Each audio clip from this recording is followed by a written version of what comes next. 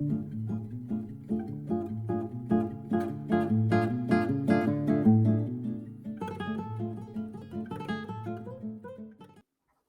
in, everybody. 5 minutes with Sean, maybe 10, middle of July, kicking it off.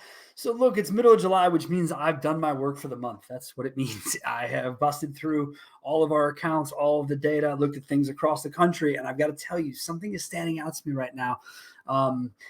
There's a particular vendor within the third-party space that I watched from New York to California just skyrocket. Now, in some parts of the country, there was a price increase. So some of that was expected, but in the way in which it happened, started to really get me thinking, is it a vendor? Is it the price that's the problem? Is it the industry, right? Are we in a bit of compression? Is there other factors at play? So then you start looking at it against the other third party. So if you're going to use the idea of the market, any kind of compression or decline, then you'd immediately think, all right, well, then I'll see that at every vendor. I didn't. Okay. All right. So then it became like regionalized. Like, okay, is it just in the East, Midwest, West? No, it is not. It is everywhere. Are there outliers? There are. But from a data perspective, we track on third parties, cost per lead, cost per VDP. At the most basic of levels, that is what we track. They are all lead providers and they provide VDPs. Thus, those expenses are there. Now, when we work with clients through their CRM, sure, we'll get into the CRM data and I'll look at phone ups, I'll look at showroom, I'll look whatever's broken out, however it's there, that I can do, right? Then that's tying the story together. In no way do I tie it to an attribution model. To me, it's a matter of activity. That is what I track. That is what I am into mostly, is activity. So when I track activity, what I try to do is see where there's consistency. So in this case, I watch the cost of lead go up through the roof. I watch the cost per VDP go through the roof, in some cases higher than we've seen in the last 12 months, right? And again, we have one client in the West that had a price increase across their group. And it wasn't necessarily, I say a price increase, they were convinced of an additional package. Okay? This additional package is something that they thought would move the needle. I struggle to see that because it's based in social media. And so when I say that, tune in next week. I'll give you more details what I'm talking about there. I'll get way more in depth on the deal. But the point is they added more money, right? Didn't end up with more on site within the third-party VDPs and did not end up getting more leads. In some cases, got less. So price went up, data went down, all the costs go through the roof. It got me really thinking about this vendor has always had the most expensive cost per lead and cost per VDP in the game. It's never not been this way. But they also have a good level of activity that happens on the back half in CRM, phone ups, sales, showroom visits, etc., depending on how much you want to dice it. So there is an expense on the front half that seems to pay on the back half. However, one of our clients in the Midwest, outside of Chicago, they had a month-over-month deal that was outrageous. Their cost per lead went up over $100 in 1 month. Their sales plummeted down 10 units from the previous month, and the store sold the exact same number of cars in May as they did in June. What's this mean? I'll tell you what it means. It means that consumers shop all third-party websites, including dealer sites. And so anyone who tries to convince you otherwise is full of shit. Okay? Period. End of paragraph. Now, the idea of, because we're in this, the idea of not having any of them is not something that I would particularly recommend. I would not.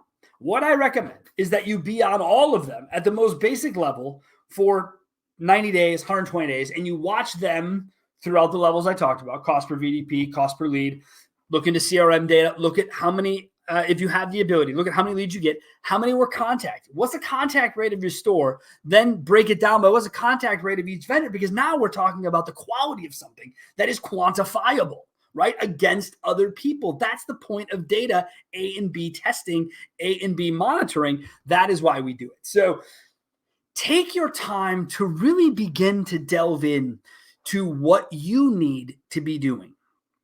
I say this because budget is top of mind a lot of places right now, as well it should be. Because the good old days of take it or leave it are gone when it comes to cars, right? The idea of cars being appreciating assets, probably gone as well it should be. They're not. They were not. It was a time and space in our history. That's it. Move on. End of story, right? So when looking at third-party data and comparing, I will also tell you that within the same group, automotive group, in the same geo, right? 60-mile radius, all your stores are in them. One product may be better than the other depending on mix, depending on the usability of the management. It's not always going to be a definite. So definitely make sure these guys negotiate with you as if you're, the big guy on this, right? You have like all your stores are going to go on board. Just don't bring them all on board. That's the difference. Make people earn the business by showing you the results, because so often, right, we'll go on here, we'll sign up for packages that do what? That do what? These add-ons, how do you know an add-on works to a product? Because the only way to truly know is to already have an existing data set, tracked historical reference, for then the day you turn a switch to say, yeah, that worked. Otherwise, it's hearts and feelings. And don't get me wrong, I'm a feels guy. Not when it comes to my money and not when it comes to my data. That's two things where feelings get put aside and I start to look at the fact. Now, data can tell you whatever story you're looking for, but if you look at it unbiasedly, if you look at it from a perspective of the same store, here's the vendors, here's the spend, here's the net. That's it. I don't work for any vendors and I don't hate on any vendors. That's not my job. Do I think there are vendors that are good and vendors that are bad? Absolutely. This is America. This is life. That's how shit works. Do I think there are vendors who deserve to be called out because their rates are ridiculous and the way they treat people is crazy? Sure. But for what? There's a small circle we run in. So all I'm trying to tell you is that I've seen it.